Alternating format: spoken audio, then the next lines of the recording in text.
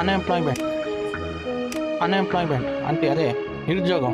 ఇప్పుడు ఆకలి రాజ్యం సినిమా మొదలైన దీని ప్రస్తావన నేటికి కలికి రూపంలో కొనసాగుతుంది అనేక రూపాల్లో. ఇలా అన్ఎంప్లాయ్మెంట్ అనేది లేఆఫ్స్, డ్రాప్ అవుట్స్ లేదా నాట్ ఇనఫ్ స్కిల్ అనే అనేక పేర్లతో సమాజం విస్తరిస్తూ దాని స్థాయి ఉనికిని పెంచుకుంటూ స్థిరపడిపోయింది. కానీ అది తగ్గే మార్గాలు కానీ అవకాశాలు ఎక్కడ కనిపించడం. అసలుకి మన దేశంలో ప్రపంచంలో నిరుద్యోగ స్థాయి అనేది ఎందుకు ఇలా పెరుగుతుంది, అలానే ఉండిపోయింది, దీనికి ప్రజలు గవర్నమెంట్ ఎందుకు ఒక చొరవ తీసుకోవటం, అసలు ప్రభుత్వం ఏం చేస్తుంది అనేది తెలుసుకున్నాం. ముందుగా మన దేశంలో వచ్చి చదువుకున్న స్థాయిని బట్టి మనకి ఉద్యోగం ఉంటుంది.